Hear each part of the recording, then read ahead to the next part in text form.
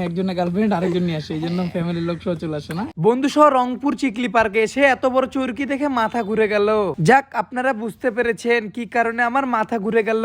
তারপরে মাথার চুল নাড়তে নাড়তে রিক্সায় চড়ে বিমানের গতিতে চলে আসলাম চিকলি পার্কে। তারপরে দেখি একদল হুজুর চিকলি পার্ক থেকে মিলাদ করে বের হচ্ছে। যাক জীবনের প্রথম চিকলি পার্কে এসে অনেকটা অবাক হয়েছি, এখানকার জায়গাটা অনেক সুন্দর। এখানে মেহেদি বন্ধুকে তার ছবি তোলার ভান করিয়ে সেখানকার কট খাওয়ার ভিডিওটি করে নিলাম। মূলত এখানে এক বন্ধুর গার্লফ্রেন্ড আরেকজন নিয়ে এসে কট খেয়েছে। এখানে দুজন ছেলে মেয়ে পুকুরের পাশে এসে বই পড়ছে, যদিও আমার এভাবে বই পড়া কখনো হয়নি, তাই একটু মনটা খারাপ।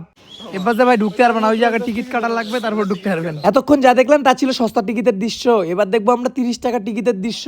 এটা দিনের বেলা এমন লাগলেও রাতের বেলা ঠিক এমন লাগে। এভাবে হাঁটা তো আমার ড্রিম। পাথরের পেঙ্গুইন জাহাজে ওঠার ইচ্ছা পোষণ করে তোমার মতো দামি রেস্টুরেন্ট পার করে লোটাস গার্ডেনে চলে আসলাম। আমি যদি ভুল না করি লোটাস মানে পদ্ম ফুল, কিন্তু পুরো পদ্ম ফুলের গার্ডেন ঘুরেও একটি পদ্ম ফুল দেখতে পেলাম না। পদ্ম ফুল বলতে মনে হয় নিজেদেরকেই পদ্ম ফুল আনতে বলা হয়েছে, ঠিক এদের মতো।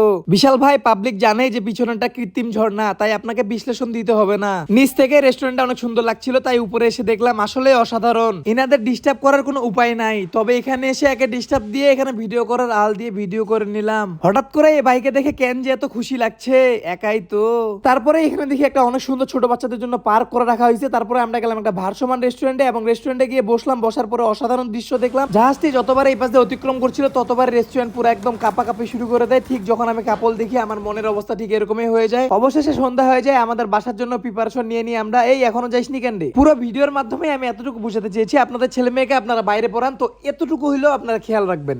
যাই হোক রংপুর চিকলিতে এসে মাথাটা ঠিক এভাবেই ঘুরে গেল। তারপরে লাল বাতি, নীল বাতি, সবুজ বাতি দেখতে